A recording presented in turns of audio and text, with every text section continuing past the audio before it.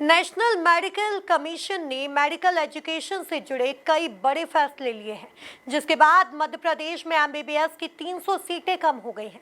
सीटें कम होने का सीधा असर नीट काउंसलिंग पर भी होगा। देखिए एक खास रिपोर्ट। नेशनल मेडिकल कमीशन ने मध्य प्रदेश में एमबीबीएस की 300 सीटें कम कर दी है।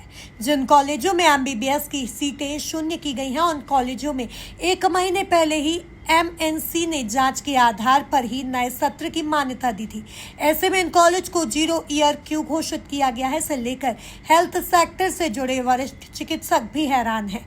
वरिष्ठ चिकित्सकों ने भी एमबीबीएस की सीटें कम होने पर अपनी प्रतिक्रिया दी है। उनका कहना है कि मध्य प्रदेश सरकार हेल्थ सेक्टर को लगातार बढ़ावा दे रही है, लेकिन नेशनल मेडिकल कमीशन ने जब एमपी में 300 सीटें कम कर दी हैं, तो कई स्टूडेंट्स का डॉक्टर बनने का सपना अधूरा रह जाएगा।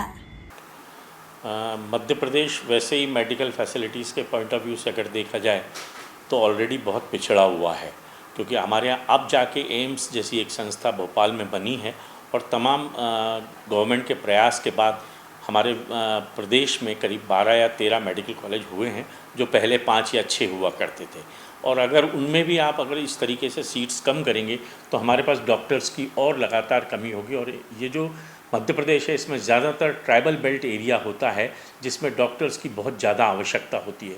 तो अगर हम इन सीट्स को कम करेंगे तो हमारे जो ट्राइबल बेल्ट के जो प्लेसेस हैं, वहाँ पर जिस तरीके की उनको बीमारियाँ होती हैं, उसके इलाज के लिए हमारे पास व्यक्तियों की उपलब्धता कम हो जाएगी। और मेरा ऐसा मानना है कि जैसे जैसे हम नंबर्स कम करते जाएंगे, वैसे वैसे डॉक्टर्स की प्रॉब्लम्स बढ़ती जाएगी। और वैसे भी हेल्थ को ध्यान में रखते हुए हमें ये हमेशा ध्यान रखना है कि अगर हमारे पास पेशेंट्स की संख्या ज़्यादा है और सेवा करने वालों की संख्या या डॉक्टर्स की संख्या कम है, तो हमेशा हमें एक लंबा और बहुत लंबा इंतज़ार करना पड़ता है। और मध्य प्रदेश इस मामले में मेडिकल की फैसिलिटीज़ के पॉइंट ऑफ व्यू से कहीं ना कहीं अन्य प्रदेशों से पिछड़ता हुआ नज़र आएगा।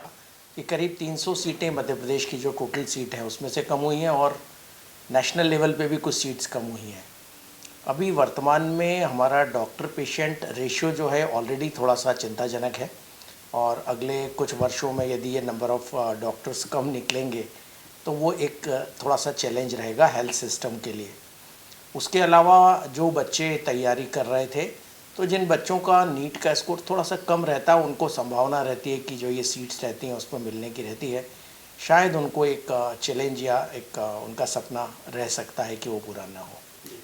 मेडिकल एजुकेशन में हमको क्वालिटी को और बेहतर करने का प्रयास करना चाहिए। डॉक्टर्स के नंबर्स तो इम्पॉर्टेंट हैं ही, क्योंकि WHO की रिक्वायरमेंट है, बट उसके अलावा हमको चाहिए कि हम बच्चों के भविष्य के हिसाब से, भविष्य में जो हमारे चैलेंजेस हैं, आर्टिफिशियल इंटेलिजेंस आ रहा है, कंप्यूटर्स आ रहे हैं, नई दवाइयाँ आ रही हैं, नई रिसर्च हो रही हैं, नई बीमारियाँ आ रही हैं, तो इन सबको देखते हुए हमारे भविष्य के डॉक्टरों को एक नए तरीके से उनको ट्रेन करना चाहिए, जिससे कि जो विश्व स्तरीय डॉक्टर बन सकें और हम अपना जो भारत में हमारा स्थान है उसको हम और ऊंचाइयां दे सकें। सर, आपका पूरा नाम बताइए। मैं डॉक्टर सलिल भार्गव हूँ। मैं पूर्व अधिष्ठाता गांधी मेडिकल कॉलेज भोपाल में था। वहीं नीट एग्जाम पास करने वाले स्टूडेंट्स के पेरेंट्स भी सीटें कम होने से परेशान हैं।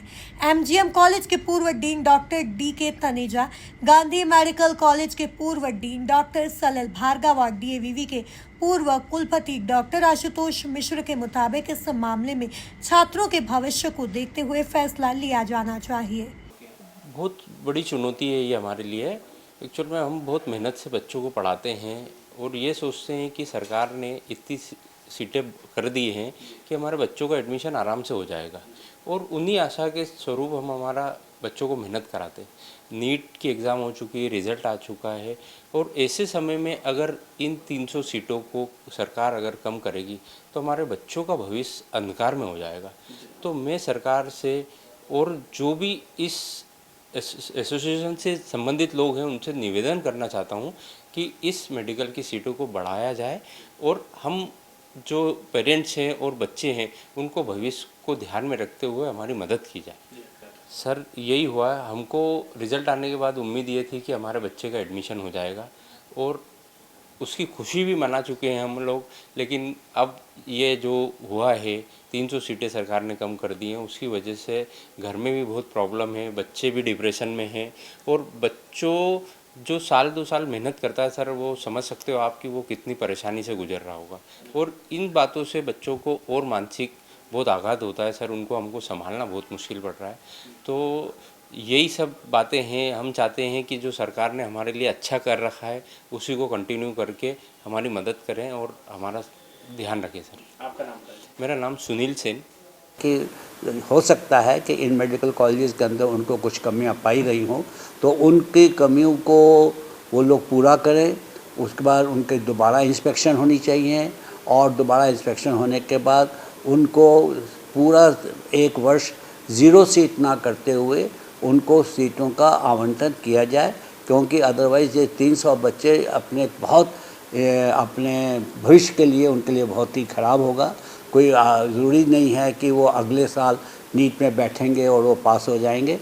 इसलिए मैं ये चाहता हूँ कि ये मध्य प्रदेश के लिए नेशनल मेडिकल कमीशन जो है इसके ऊपर दोबारा विचार करे और उनको मेडिकल कॉलेजेस को दोबारा इंस्पेक्शन करवाना हो तो करवाएं और उनको क्या सीटें देनी है नेशनल मेडिकल काउंसिल के इंस्पेक्टर की रिपोर्ट्स के ऊपर उसको आधार मानते हुए अपना सीटों का आवंटन करें, ना कि मेडिकल कॉलेज को बिल्कुल 0 सीट कर दिया जाए और हमारे बच्चों का भविष्य खराब ना हो।